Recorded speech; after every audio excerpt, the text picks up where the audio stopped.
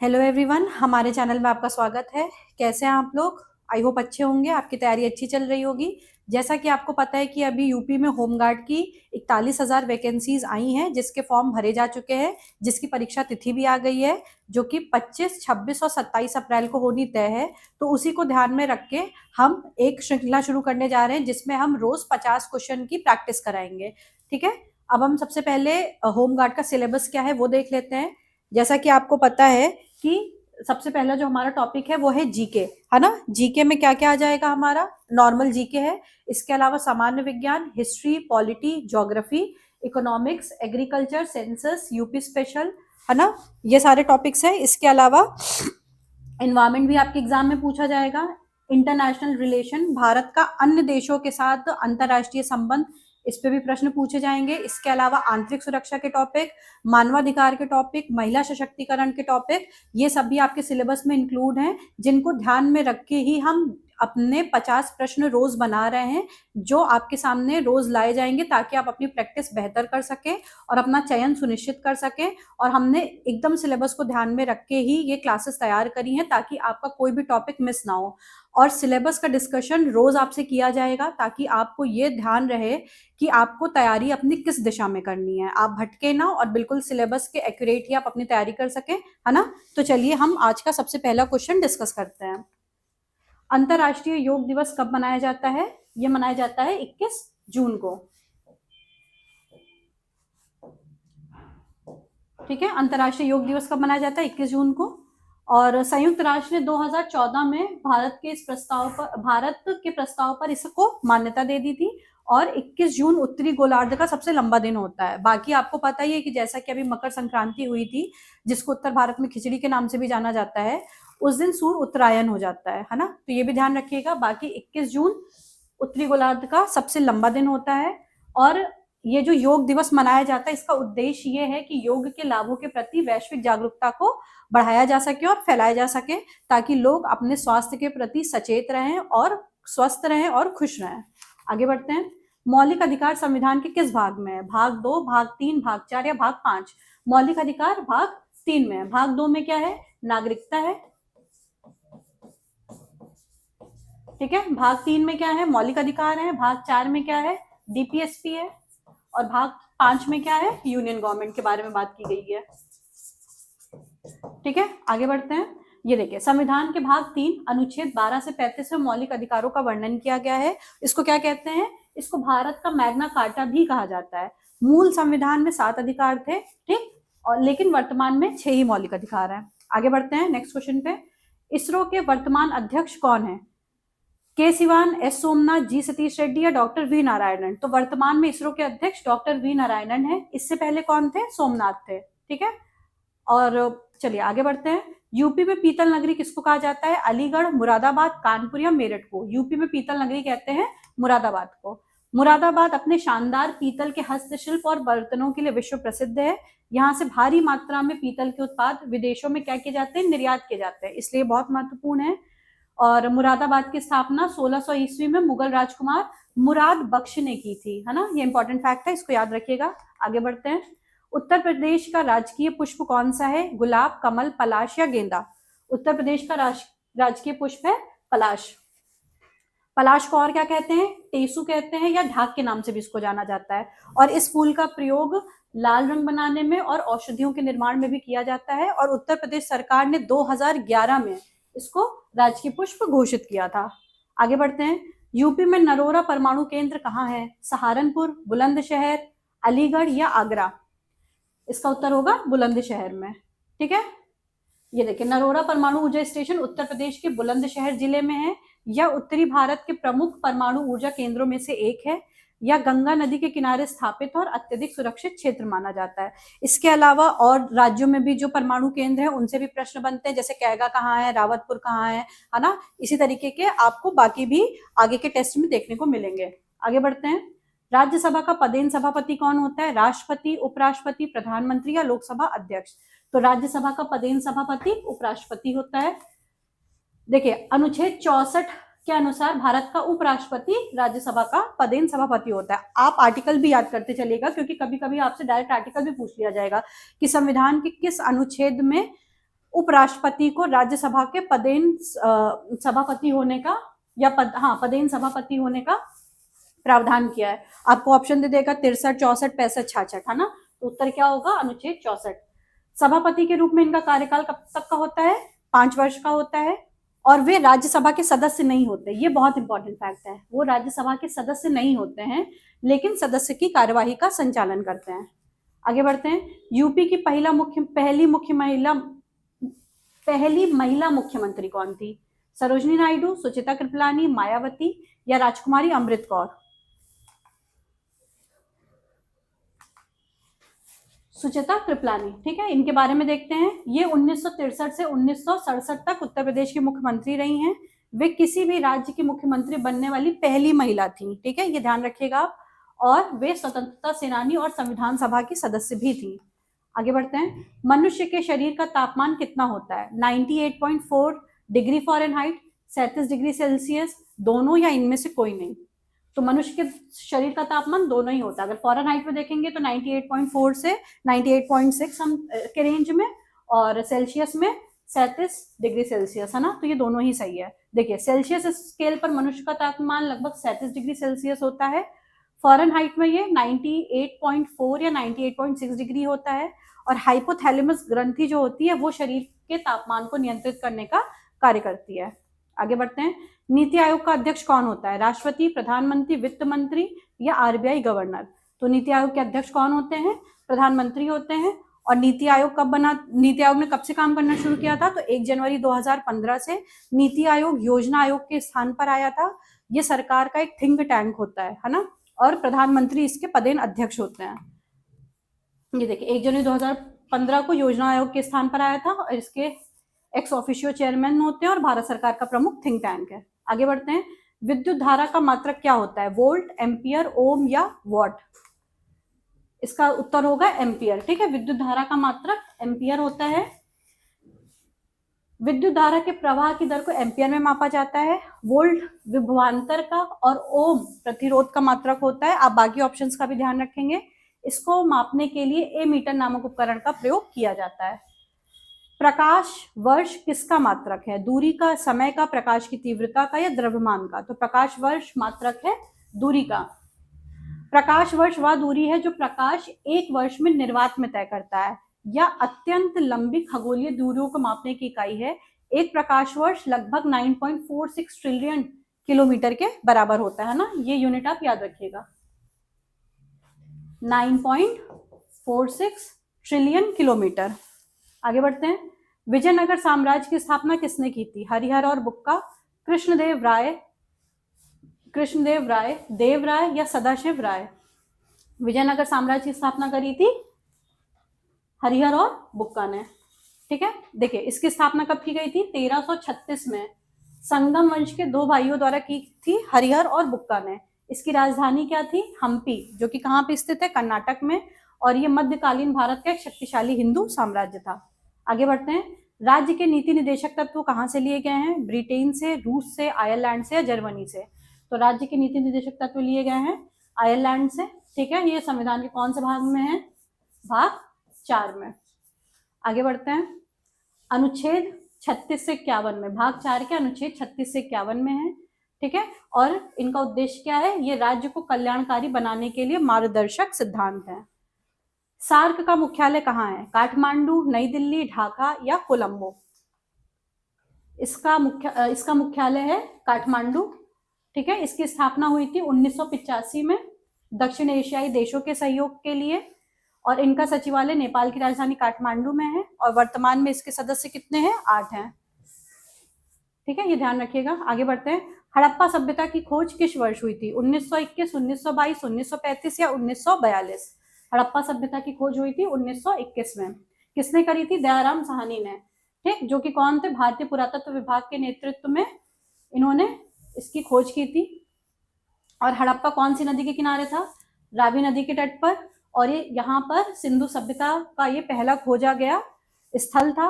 और इस खोज ने भारतीय इतिहास की प्राचीनता को 5000 साल पीछे धकेल दिया था, ठीक है। तो इसमें आपके लिए इंपॉर्टेंट ये है कि 1921 में इसकी खोज हुई थी, और किसने करी थी? दयाराम साहनी ने की थी। और हड़प्पा कौन सी नदी के किनारे है? रावी नदी के किनारे है। आगे बढ़ते हैं।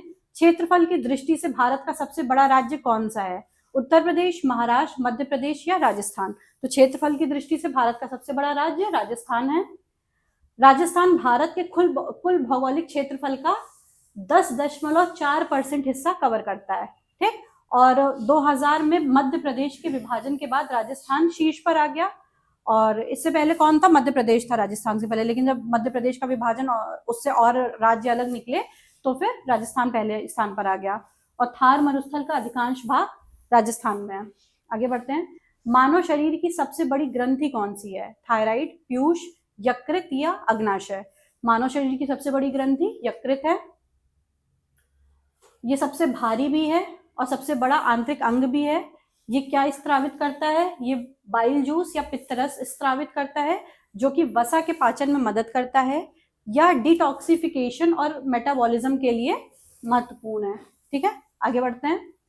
वायुमंडल की सबसे निचली परत कौन सी है? समताप मंडल, क्षोभ मंडल, मध्य मंडल या आयन मंडल? तो वायुमंडल की सबसे निचली परत है क्षोभ मंडल, है ना। जैसे ये हमारा वायुमंडल है तो ये सबसे नीचे वाला पोर्शन कौन सा है? क्षोभ मंडल। इसके ऊपर फिर समताप मंडल, फिर इसके यहाँ पे मध्य मंडल, ठीक, फिर इसके ऊपर आयन मंडल, फिर इसके बाहर बाह्य मंडल, है ना, एक्सोस्फीयर। आगे बढ़ते हैं। क्षोभ मंडल को ट्रोपोस्फियर भी कहा जाता है और ये धरातल से सटा होता है। बादल, वर्षा और बिजली जैसी सभी मौसमी घटनाएं इसी परत में होती हैं और ऊंचाई बढ़ने के साथ इस परत में तापमान घटता जाता है।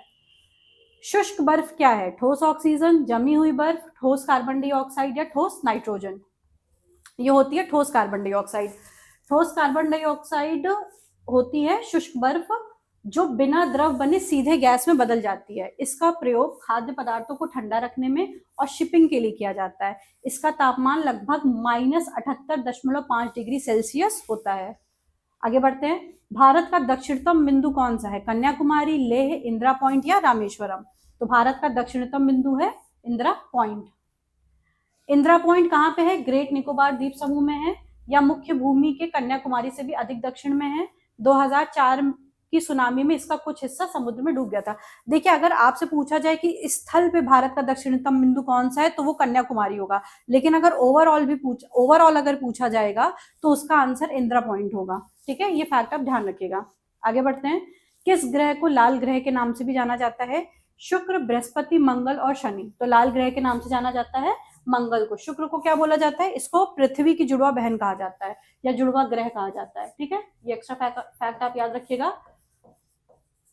ठीक, और मंगल को क्या बोलते हैं? लाल ग्रह बोलते हैं। ये लाल क्यों है? क्योंकि यहाँ पे प्रचुर मात्रा में आयरन ऑक्साइड मौजूद है। ठीक है, यही धूल और चट्टान इसे दूर से देखने पर लाल आभा प्रदान करती हैं। और मंगल के पास 2 प्राकृतिक उपग्रह हैं, ये इंपॉर्टेंट है आपके लिए, ये पूछा भी जा चुका है। 2 प्राकृतिक उपग्रह कौन से? फोबोस और डीमोस। फोबोस और डीमोस। आगे बढ़ते हैं। नोबेल पुरस्कार जीतने वाले पहले भारतीय कौन थे? CV Raman, mother Teresa, Rabindranath Tagore और अमर्त्य सेन। नोबेल पुरस्कार जीतने वाले पहले भारतीय थे रविन्द्रनाथ टैगोर। इन्होंने 1913 में जीता था अपनी कौन सी कृति के लिए? गीतांजलि के लिए। साहित्य के लिए इन्होंने जीता था नोबेल पुरस्कार। ठीक है, और ये नोबेल पुरस्कार जीतने वाले वो पहले गैर यूरोपीय व्यक्ति भी थे। आगे बढ़ते हैं। एलपीजी का मुख्य घटक क्या है? मीथेन, प्रोपेन और ब्यूटेन, इथेन और हाइड्रोजन। तो एलपीजी का मुख्य घटक होता है प्रोपेन और ब्यूटेन। देखिए, जो हम डेली किचन में यूज करते हैं एलपीजी, उसका मुख्य घटक प्रोटेन और ब्यूटेन होता है और स्मेल के लिए इसमें मिलाया जाता है इथाइल मरकप्टेन। ये इंपॉर्टेंट है ताकि अगर गैस लीक हो रही हो तो पता चल सके। ये एक स्वच्छ ईंधन है जो दहन पर राख नहीं छोड़ता। बौद्ध धर्म के संस्थापक गौतम बुद्ध का जन्म कहाँ हुआ था? सारनाथ, लुम्बिनी, बोधगया, कुशीनगर। तो भगवान गौतम बुद्ध का जन्म हुआ था लुम्बिनी में। ठीक है, कब हुआ था? 563 ईसा पूर्व में नेपाल के लुम्बिनी में हुआ था। उनके बचपन का नाम सिद्धार्थ था। वे शाक्य कुल के राजकुमार थे। ठीक है, और लुम्बिनी को यूनेस्को विश्व धरोहर स्थल के रूप में मान्यता प्राप्त है। आगे बढ़ते हैं। दुनिया की सबसे ऊंची चोटी माउंट एवरेस्ट की ऊंचाई कितनी है? 8,848.86 मीटर, 8,611 मीटर, 8,481 मीटर, 8,126 मीटर। तो माउंट एवरेस्ट की ऊंचाई है 8,848.86 मीटर। ठीक है, ये हिमालय पर्वत श्रृंखला की सबसे ऊंची चोटी है। ठीक, और 8,848.86 मीटर की ऊंचाई नेपाल और चीन द्वारा आधिकारिक रूप से घोषित की गई है। और नेपाल में इसको सागरमाथा और तिब्बत में चोमोलुंगमा कहा जाता है। ठीक है, आगे बढ़ते हैं। विटामिन सी की कमी से कौन सा रोग होता है? बेरी, रतौंधी, स्कर्वी या रिकेट्स? तो विटामिन सी की कमी से स्कर्वी रोग होता है। बेरी होता है विटामिन बी की कमी से, रतौंधी होता है ए की कमी से, और रिकेट्स होता है विटामिन डी की कमी से। देखिए, विटामिन सी का रासायनिक नाम क्या होता है? एस्कॉर्बिक एसिड इसका नाम होता है, और इसकी कमी से क्या होता है? मसूड़ों में खून आते हैं। और विटामिन सी का अच्छा सोर्स क्या होता है? खट्टे फल जैसे कि संतरा, नींबू, आंवला, ये सब विटामिन सी के मुख्य स्रोत है, और ये हमारी इम्यूनिटी को भी बढ़ाते हैं। आगे बढ़ते हैं। भारत में मौद्रिक नीति कौन बनाता है? भारत सरकार, आरबीआई, एसबीआई या सेबी? तो भारत में मौद्रिक नीति बनाता है आरबीआई। ठीक, ये देखिए, आरबीआई मौद्रिक नीति समिति के माध्यम से नीतियां बनाता है, जिसका मुख्य उद्देश्य है मूल्य स्थिरता और आर्थिक विकास को संतुलित करना। ठीक, और रेपो रेट और रिवर्स रेपो रेट इसके महत्वपूर्ण उपकरण है।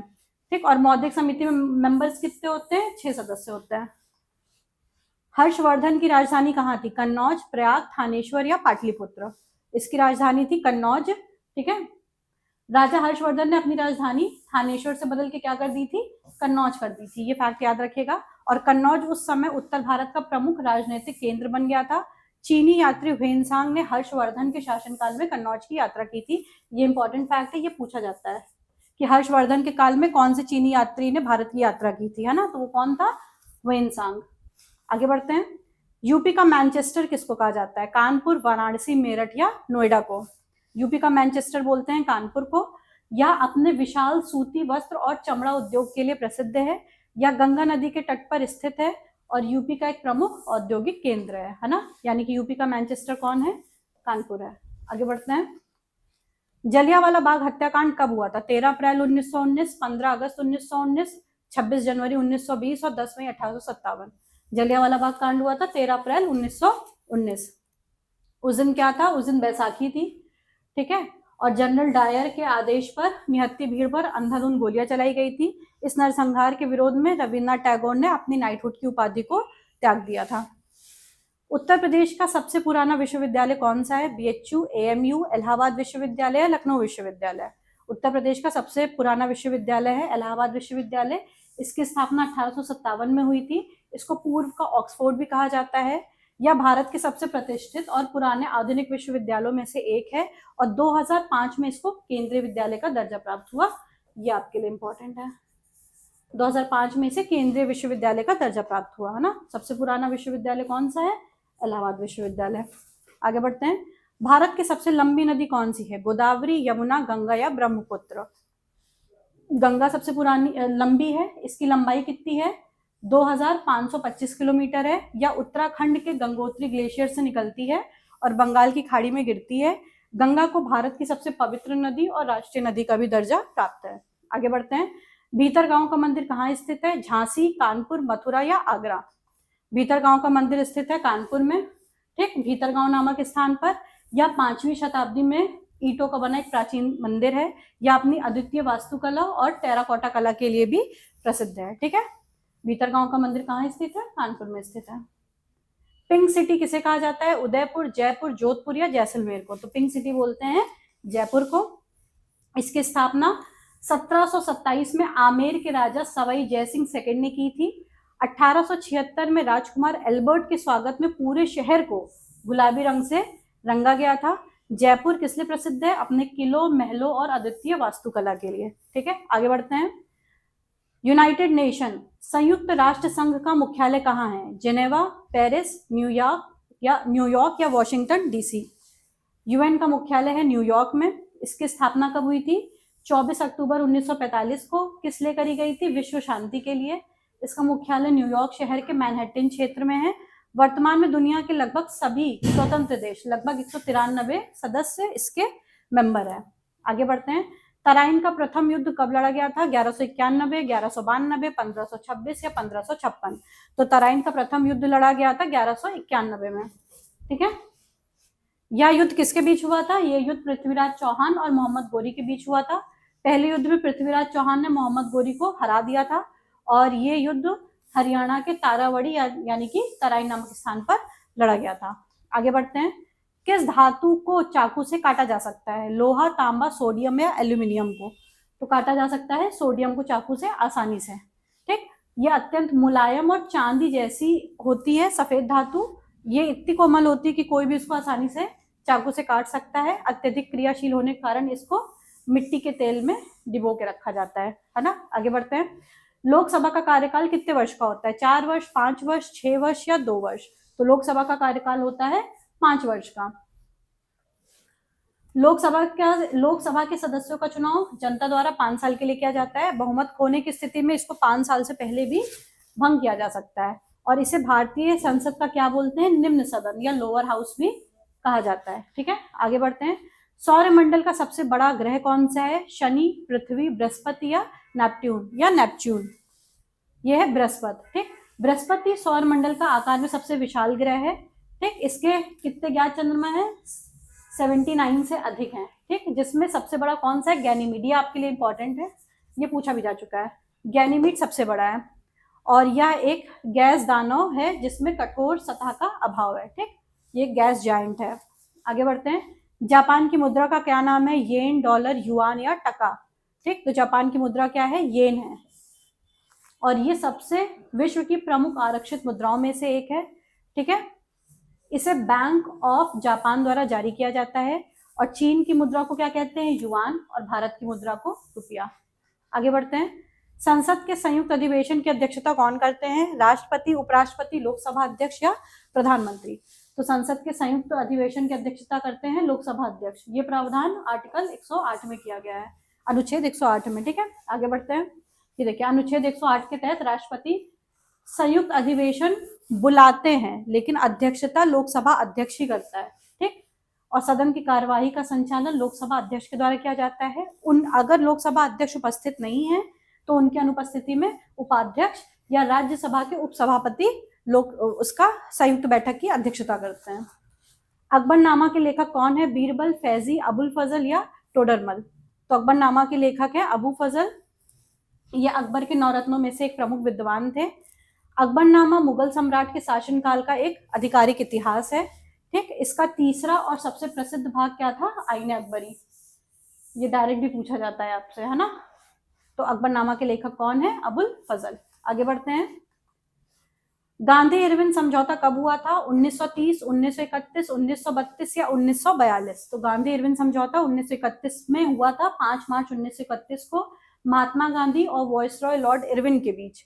ठीक, इसके बाद गांधी जी ने सविनय अवज्ञा आंदोलन को स्थगित कर दिया था। इसी समझौते के फलस्वरूप गांधी जी दूसरे गोलमेज सम्मेलन में शामिल हुए थे। तो आप ये याद रखिएगा, कब हुआ था? 1931। आगे बढ़ते हैं। भारतीय संविधान कब लागू हुआ था? 26 नवंबर 1949, 15 अगस्त 1947, 26 जनवरी 1950 और 30 जनवरी 1948। आप अपने आंसर कमेंट में भी बताते चलिए। ठीक है, 26 जनवरी 1950 को भारतीय संविधान लागू हो गया था।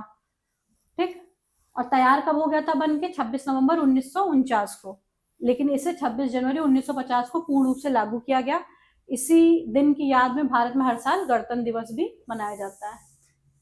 आगे बढ़ते हैं।